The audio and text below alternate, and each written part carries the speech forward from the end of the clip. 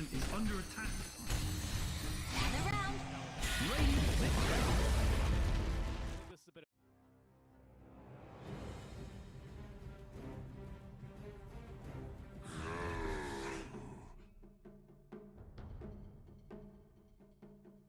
The green team's banning someone now. Dire team banned.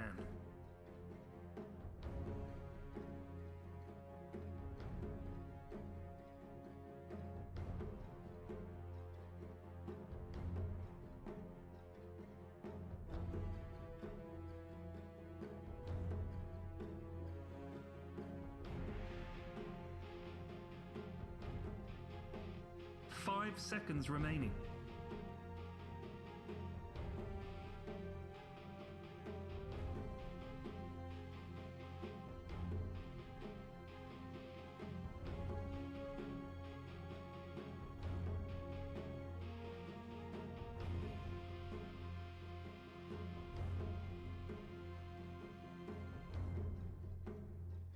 But they're really going for the early mid game to absolutely demolish the team before they get a chance to act. The Visage being, I think, the fastest carry we've seen this patch in general, and when Portiesli was playing a really scary one on top of that.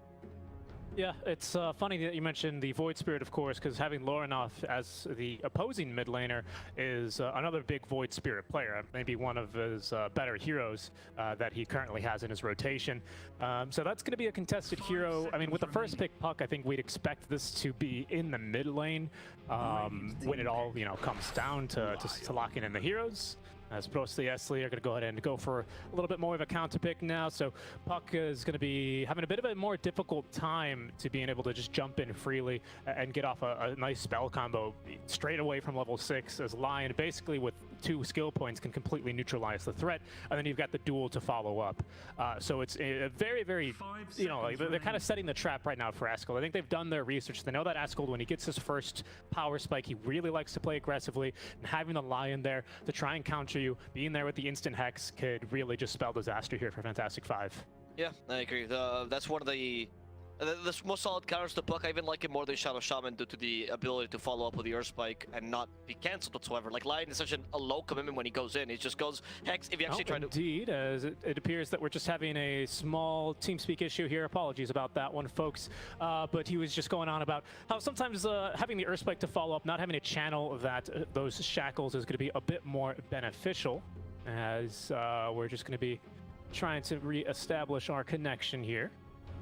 But of course, both carrying the Hex. Lion is the more prominent pick, I would say, in this meta thus far. I would say that, a big change that I like is having, there we go, I think now we have reconnected, is having the, yes, there we go, we've got Mr. Avo Plus back, is having the Lion stacks, or sorry, the finger stacks not only give you additional damage, but now HP with the 15 talents, really motivates a lot of Lions to use the ability at level 1, where previously it was kind of held as this too good to use kind of thing. Yeah, I agree. The figure death now, especially with a talent at level 15 that gives you HP, right? It really conditions as well the usage of it early. It's just a strong little pickup here for a Lion. Getting that extra HP always nice.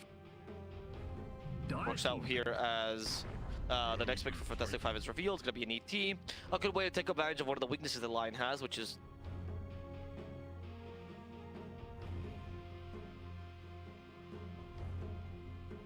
easier trainer in the world, and more as a 4, because of course you want the shard, the fast blink dagger, particularly in this region we see that a lot. The ether lens sometimes even still picked up, and with that kind of build up, yeah, exactly, you just can't go against the ET. So they go Lion 5 instead, and that's the hero that's going to be dealing with the ET early, which is not bad, by the way. I think Clockwork is, I mean, not a good solution, but just a decent hero to tank him.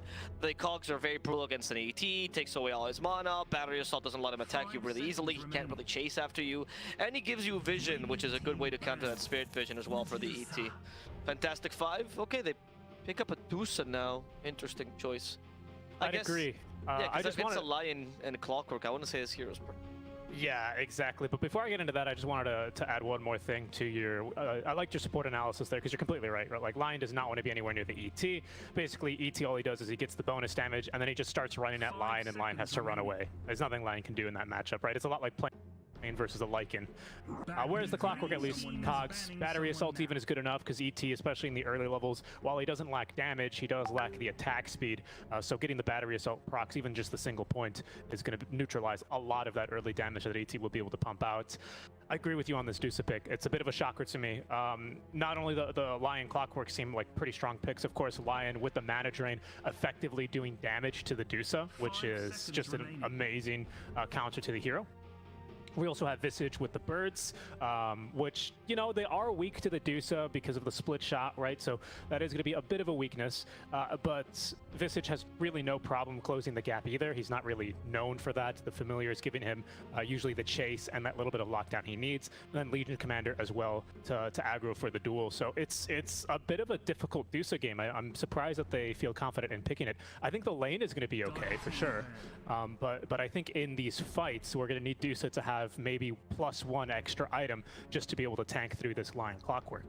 I agree. A concern I have as well is that the Dusa versus Visage, as you mentioned, good against the birds, but not so good against the Visage himself because he has a humongous amount of physical damage, and Dusa usually likes to stat up, but not completely into agility, right? Items like Butterfly, while decent to get with her, she'd rather go for at least in early, the Scotty, the Manta style items that give you intelligence as well. And unfortunately, intelligence does not give you armor. So the constant DPS of Visage is particularly useful to deal with the Dusa. And the Solar Crest, often used offensively in Visage, can be a great tool to really nerf the DPS of a Dusa.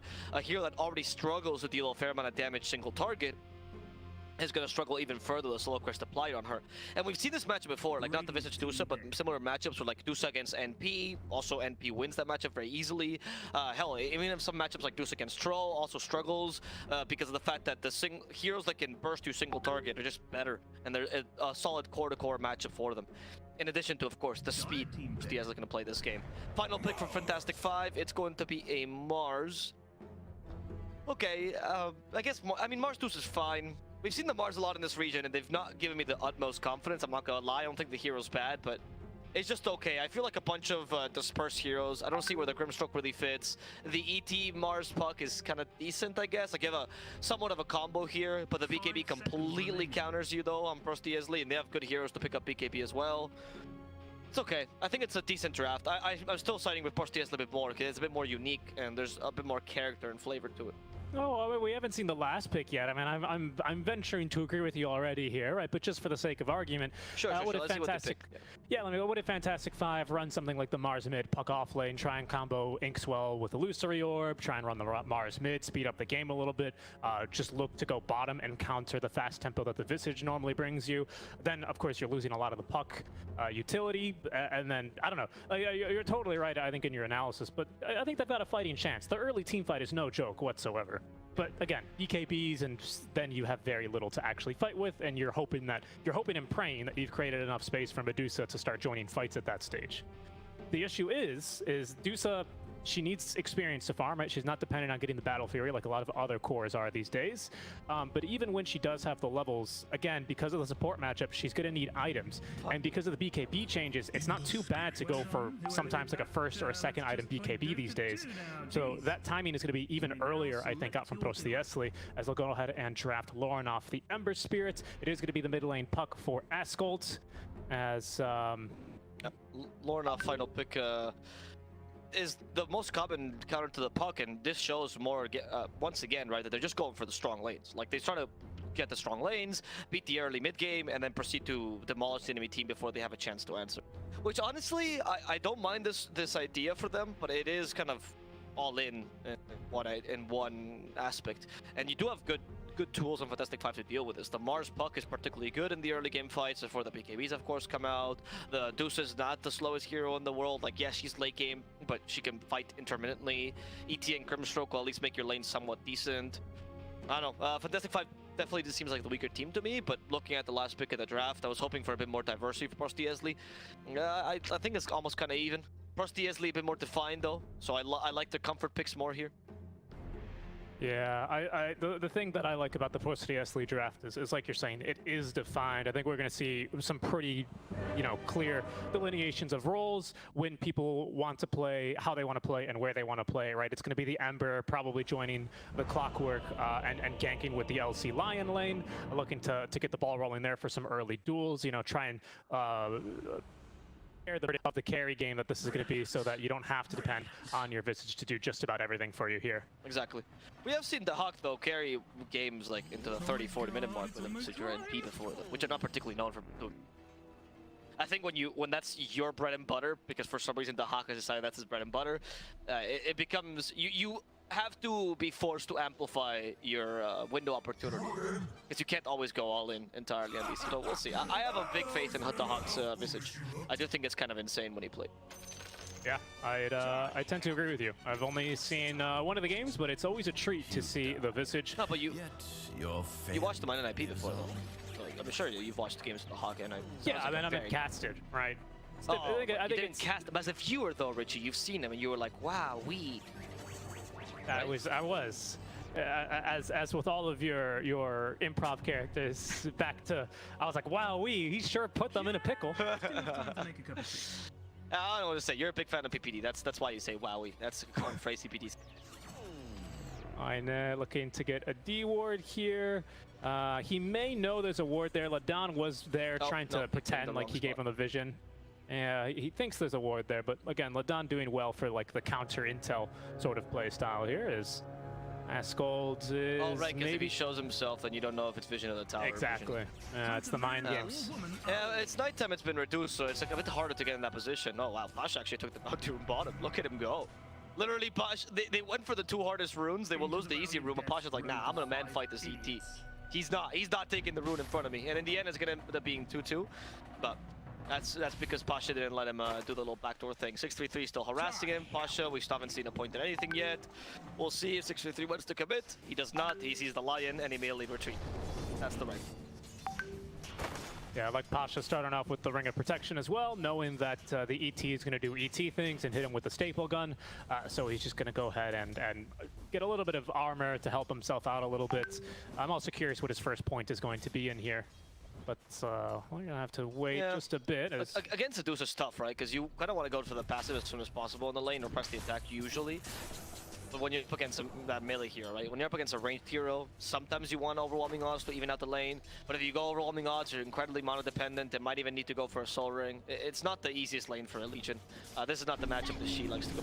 Point overwhelming odds. She recognizes the strength of the Dusa, so I think that's good. I think it's the best build, but it's still not the ideal build just because of how bad the matchup.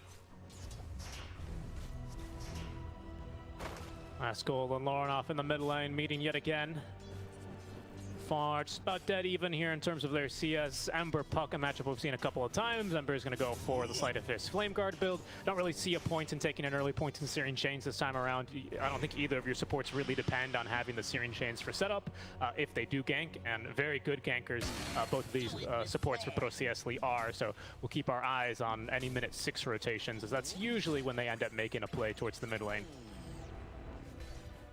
Yeah, nowadays that the water runes happen, right? There's no point in rotating early, and you at least let this one matchup kind of unfold. Oh, that's a nice little kill, 6-3. Okay, so that's the first blood. Yeah, you lose Pasha, but him getting first blood, a bit better, I would argue, right? Capable of now building up his face boots. You do give a kill to the Dusa, and Mari gets some solo farm anyway, but honestly, considering how this matchup is, it's your best bet. Yep, Lorenoff just wisely staying in the lane after Askold pushes it to get the water rune. Knows that Askold illusory over to the other top water rune and didn't quite have the time to get there. Currently experiencing a bit of server lag here on my machine, Alvaro. Okay. Unfortunately, I missed quite the skirmish top lane. Yeah, it was Ladon dying to Aine. Well, actually, just the same thing I have at bottom.